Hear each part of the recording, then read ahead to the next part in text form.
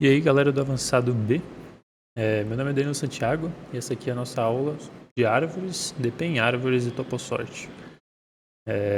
Pré-requisitos que vocês precisam para essa aula aqui, apenas o conhecimento de grafos que vocês viram na aula de grafos e representações do módulo A, certo? Vamos começar. Alguns conceitos iniciais, né?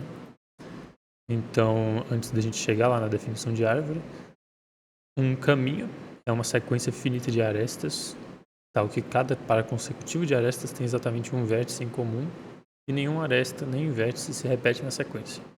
Então, basicamente, é uma maneira de traçar, né, de chegar num vértice a partir de outro, sem repetir nenhuma aresta. Então, a gente pode ver aqui, né, que a gente está chegando no vértice 5 a partir do 1, e a gente não poderia, por exemplo, ir do 1 para o 3 e voltar para o 1, e aí, por exemplo, ir para o 2 ou para o 4 para chegar no 5. Pode repetir a aresta. Próximo conceito é a definição de ciclo, né? É um caminho tal que V1 igual a Vn, ou seja, o vértice inicial é igual ao vértice final. A gente pode ver aqui que se a gente pegar qualquer um desses dois caminhos aqui, caminhos entre aspas, né?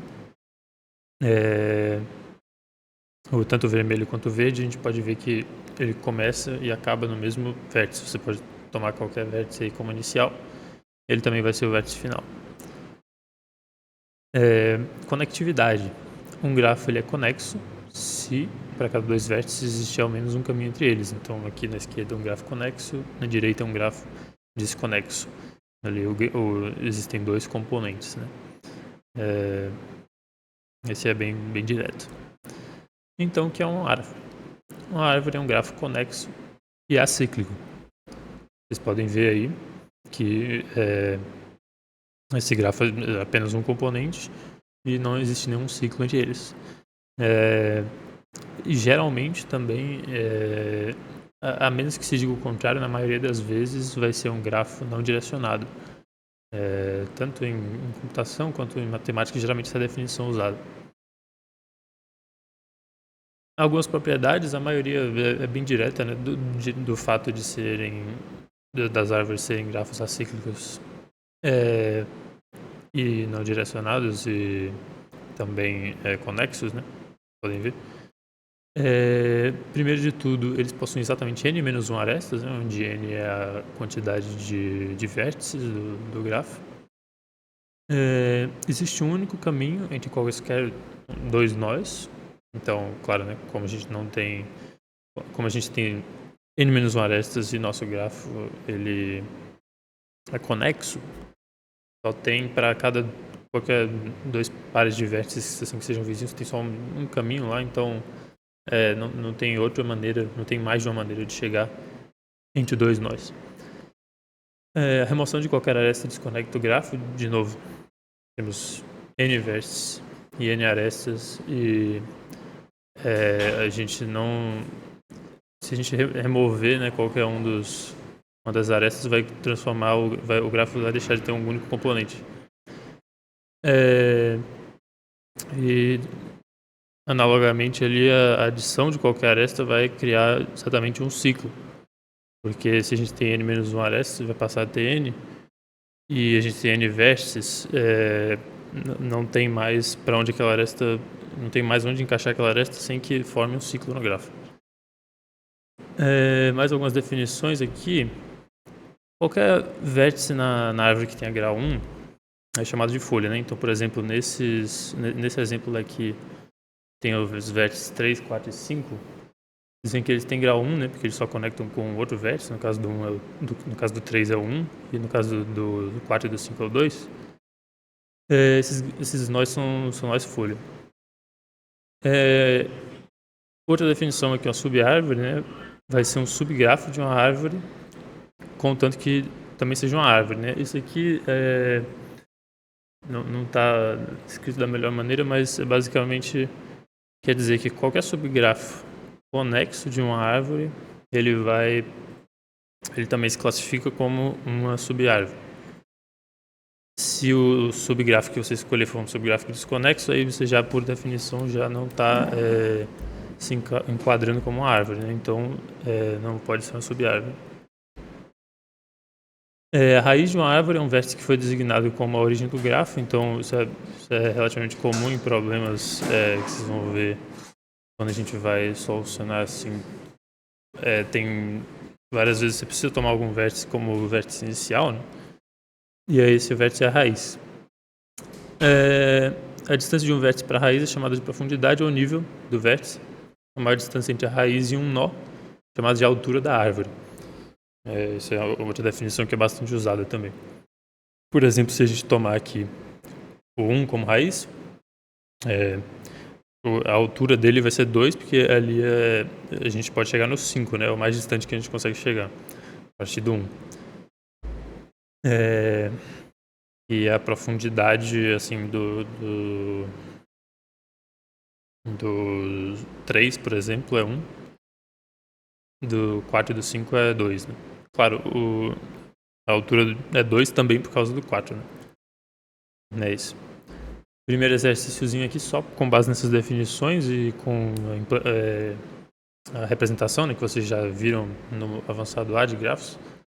A gente tem aqui para vocês um problema de CSS, subordinates, para vocês receberem a estrutura de uma empresa, né, que está numa estrutura ali de árvore, e calcular para cada funcionário o número de seus subordinados. Vamos agora passar para DP em árvore, que é um dos 2 temas principais aqui. A intuição é basicamente que, do começo, assim, você já deve ter percebido que árvores são estruturas recursivas. Então, a gente vai, se a gente tem um nó raiz que a gente seleciona, a gente tem a possibilidade de ter nós filhos, né, 0 ou mais filhos, cada um vai ser uma raiz de sua própria subárvore. Ou cada um pode ser considerado raiz de uma própria subárvore sua. A ideia do DP em árvore, né, geralmente é calcular valores para cada nó baseado nas subárvores, tomando as subárvores como subproblemas. Então, a gente vai definir o DP no índice U, no vértice U, essa informação computada para a subárvore que tem raiz em U. Em outras palavras, para cada nó, combinar as soluções das subárvores, os filhos, né, para computar a solução daquele nó. Existem 2 paradigmas, né, principais: bottom-up, post-order DFS, né, outro nome, quando a gente depende dos filhos da raiz, e top-down, quando a gente depende dos pais, né, para receber tipo a informação que a gente quiser processar naquela árvore. Isso daí também se chama pre-order, né, DFS. É um pouco difícil explicar isso em texto, é melhor mostrar exemplos. Então, temos 2 problemas aqui clássicos para mostrar. Primeiro é o diâmetro da árvore, né, que é a maior distância entre quaisquer 2 nós. A abordagem pode ser ou feita com 2 DFS, mas isso fica mais custoso, né? Então a gente faz DP em árvore, que a gente pega para cada nó, a gente considera os 2 maiores caminhos ascendentes daquela raiz. E aí a gente vai somar eles, né? E aí esse daí vai ser a nossa maior distância quando a gente encontrar o maior valor. Então vocês podem ver aqui, deixa eu ligar o ponteiro, que a gente tem basicamente a nossa função de DFS. A gente tem aqui os nossos 2 caminhos para a gente verificar, né, se o caminho que a gente estiver checando ele é maior do que os 2 que a gente tem guardado até agora, que começa com 0. E no final a gente vai setar os maiores caminhos. E a gente vai somar os maiores caminhos e vai definir esse como diâmetro. Então, vocês podem ver que no finalzinho do código a gente seta aqui a DP do vértice atual como o nosso valor do primeiro maior caminho, né? Que a gente está guardando o primeiro maior caminho e o segundo maior caminho. Mas, como a gente está definindo isso aqui embaixo, como a gente está definindo, mas assinalando isso aqui embaixo, se vocês verem, antes do nosso processamento todo e do nosso assinalado aqui, da DP de UMAX 1, a gente primeiro chama outra DFS para os nós adjacentes, né, em U. Isso basicamente faz com que seja uma atribuição bottom-up, né? Porque a gente está primeiro chamando os filhos até a gente chegar nos nós mais distantes, né? Nós folha. E aí a gente sobe de lá, né? É bottom-up. Outro problema clássico aqui, nesse aqui tem até no LeetCode, eu achei aqui, como House Robber 3, é o de conjunto máximo independente, né? Selecionar o máximo de nós sem pegar os adjacentes. Então, basicamente a gente vai ter uma DP de 2 dimensões, né? Para cada vértice a gente vai contar o número máximo de nós que a gente pode pegar sem incluir aquele vértice que a gente está atualmente, ou se a gente incluir aquele vértice. Vocês podem ver que ele também é bottom-up aqui, que a gente primeiro desce, né? E aí basicamente é isso. Por isso também que a gente começa, né, com 0 e 1 aqui. E vocês podem ver, né, que aqui o 0 é porque a gente não está contando incluir aquele vértice, né? E o 1 é porque a gente está contando incluir aquele vértice. Então, daí a gente faz o bottom-up e a gente vai vendo qual é o nosso valor máximo. E aí o máximo desse aqui, o máximo total, né? Da árvore seria o máximo entre esses dois valores finais, né? No caso, para a raiz da árvore. Bom, agora um extra aqui, né? Digamos assim, é uma técnica um pouco mais incomum, mas que ainda aparece bastante em problemas, é a técnica de reroute, né? De reenraizamento, digamos assim.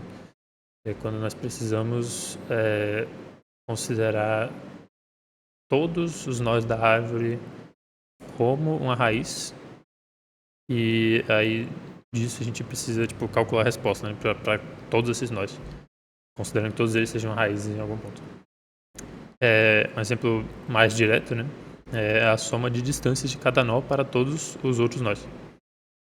Isso, implementando uma solução naive, né, eu acho que é relativamente tranquilo de observar que seria algo feito em O de n quadrático, né? Porque a gente teria que, para cada nó, calcular os outros nós, a distância dos outros nós, então a gente teria n vezes n menos 1. Mas com o reroute a gente consegue calcular isso linearmente, né, em O de n. Então a gente vai basicamente tomar um nó qualquer como raiz. Para cada nó a gente calcula os maiores caminhos que partem para baixo e para cima, né, dos filhos daquela raiz e dos pais daquela raiz, rodando 2 DFS. E aí o maior caminho é o maior desses dois, né, o max ali entre DP raiz 0 e 1, mais 1, né, porque a gente tem que contar aquele próprio aquela própria raiz também, né, ela é parte do caminho. Não trouxe aqui todos os passos, né, da solução, a gente não inclui aqui porque realmente é algo um pouco mais secundário, assim, não é o principal que a gente quer mostrar. Mas isso daqui tem em bastante detalhe no CP Handbook, né, no livro, e também no USACO, no USACO, que tem um guia muito bom lá. Eu acho que já foi recomendado para vocês algumas vezes esse ponto. Uma próxima definição aqui, antes da gente partir para TopoSort, é a do DAG, né? É bem simples, um gráfico acíclico direcionado. É um gráfico sem ciclos que é direcionado. Então, como esse daqui da figura. O que é o TopoSort, então, né? Que é a ordenação topológica. É uma sequência dos vértices de um DAG, de um grafo acíclico não direcionado, de um grafo acíclico direcionado, perdão, ordenados da seguinte forma. Se existe um caminho de 2 vértices A e B, então A deve aparecer antes de B. Então vocês podem ver aqui, né? Eu recomendo pausar um pouco e tentar juntar essa figura da esquerda com a da direita e tentar entender, né, porque que está assim. Mas é basicamente isso. Geralmente existem várias ordenações válidas para o mesmo DAG. Eu acho que nesse daqui, por exemplo, a gente poderia trocar o 5 e 1 de lugar, né? E algumas aplicações de TopoSort, existem dependências, né? Por exemplo, pré-requisitos de curso, scheduling de sistemas operacionais ou então sistemas de build, né? Eu não sei fora do IC, né, se todos os cursos têm isso disponível em todas as instituições, mas se vocês, como a maioria aqui do IC, né, se vocês forem lá no fluxograma dos cursos aí respectivos de vocês, vocês vão perceber que é um grafo acíclico não direcionado, né? Ele tem vários componentes, assim, porque nem toda disciplina, obviamente, é pré-requisito de tudo. Algumas disciplinas não são pré-requisitos de nada, mas tem pré-requisitos, outras vice-versa, outras são disciplinas isoladas. Vão perceber que é um DAG e a gente pode fazer uma TopoSort que listaria todas as ordens que você tem que seguir para cada disciplina, assim, para você conseguir concluir o curso da maneira correta, né? sem quebra de pré-requisito. Então, vamos lá. Existem duas maneiras de calcular a TopoSort, assim, que são mais conhecidas, mas realmente a principal mesmo é utilizando o DFS. Diferentemente do DFS tradicional, né? Cada vértice vai possuir 3 estados, que a gente vai dizer que ele não foi processado ainda, que ele está sendo processado, que é o estado novo, e que ele já foi processado. Então, aqui nós temos um pseudocódigo, né? Então, enquanto que a gente tiver vértices não processados, a gente vai visitar aquele vértice e depois a gente vai inverter a ordem dos elementos ali daquela lista que a gente tiver criado, né? Vocês veem que aqui no começo ela foi inicializada vazia. Essa foi a função de TopoSort, né? Mas aí não é tudo, né? A gente tem que ter a função aqui de visitar. Isso daqui é importante, né? Porque a gente precisa, nessa implementação de DFS, a gente precisa tomar cuidado com encontrar ciclos. Porque só fazer isso aqui não garante que a gente, a menos que a gente seja dito anteriormente que o grafo não tem ciclos garantidamente, a gente não sabe se ele possui ciclos ou não. Então, se a gente visita um vértice e esse vértice ele já está em processamento, a gente tem que retornar um erro, né? A gente encontrou o ciclo. E aí a gente marca o v como em processamento e aí a gente vai visitar todos os vértices adjacentes, né, ao V. E aí depois a gente vai marcar o V como processado, né, quando a gente terminar de processar os vizinhos, e aí a gente adiciona V ao final de L. Então vocês podem ver aqui, né, que essa função de visitar ela se encaixa na função completa do TopoSort. Depois a gente precisa inverter a ordem dos elementos de L, né, porque aqui vocês podem ver que a gente adicionou o V ao final. Tem um exercício aqui, né, um exercício direto, né, exatamente do que eu tinha mencionado, né, dos fluxogramas de curso, né.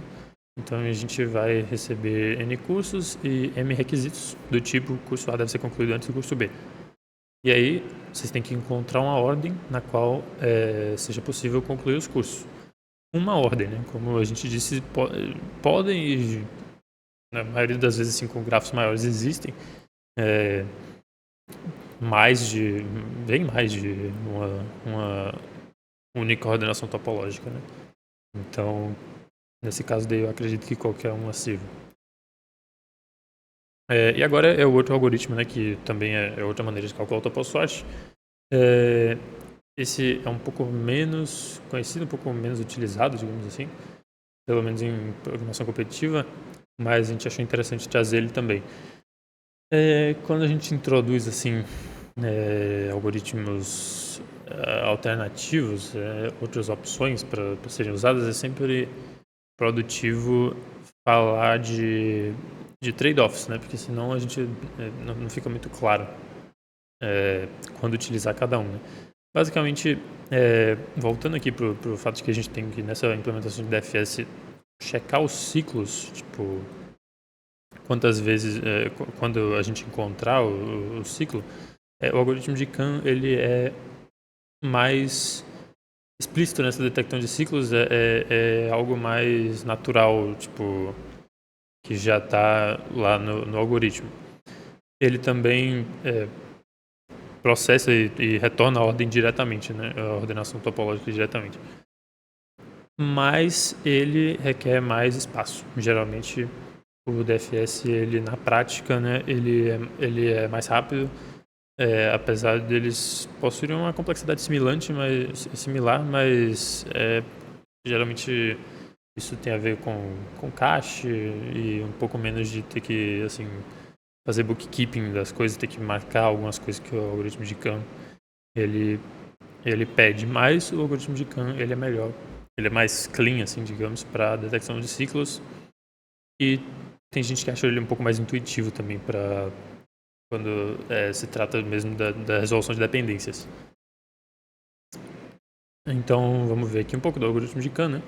De novo a gente começa com a lista vazia e tem também os vértices, né, sem arco de entrada. Então enquanto que a gente não tiver visto todos os vértices, né, no grupo S, a gente vai remover um vértice dali, colocar em L, e aí para cada arco a gente vai remover o arco VW de A. E aí, se não tiver mais arcos ali nos vizinhos, né, então a gente vai inserir o W em S. A gente repete isso para todos os vértices e aí a gente vê se a gente tem um ciclo, né? Quer dizer, a gente não vê se a gente tem um ciclo, tipo, isso já tá naturalmente ali no grupo de arestas. Se esse grupo estiver vazio, então a gente tem pelo menos um ciclo. Senão a gente retorna L, que vai ser já diretamente a ordenação topológica.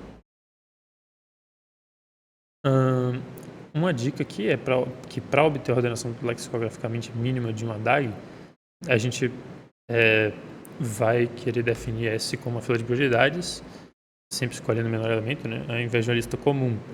Lexicograficamente mínima, acho que vocês já viram também, né? Mas é tipo, assim, para garantir que a gente tenha, por exemplo, naquele exemplo lá atrás que a gente poderia ter trocado o 415, se a gente tivesse trocado o 451, ele não estaria necessariamente na ordenação lexicograficamente mínima. Quer dizer, necessariamente não, ele não estaria, né?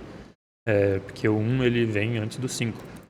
Então, se a gente quiser manter essa ordem e encontrar especificamente a menor, vale a pena usar uma lista de prioridades aqui.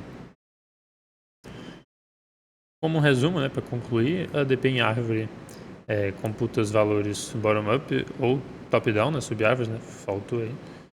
E o toposort consiste em ordenar o DAG respeitando as dependências ou a ordem que a gente quiser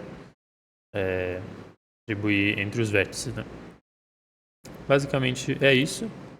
E aqui nós temos alguns exercícios, né, para vocês fazerem, além dos que já tem no Jude, né, que vocês devem ter visto. A gente tem também alguns extras. Existe uma lista no nosso grupo do Codeforces e também nós deixamos aqui algumas sugestões extras para os dois temas da aula, tanto árvore, DP em árvore, quanto toposort, né? Tem algumas no CSS, Netcoder para árvore e DP em árvore, e no toposort temos de CSS e no Codeforce. Então, foi isso. Obrigado e até a próxima.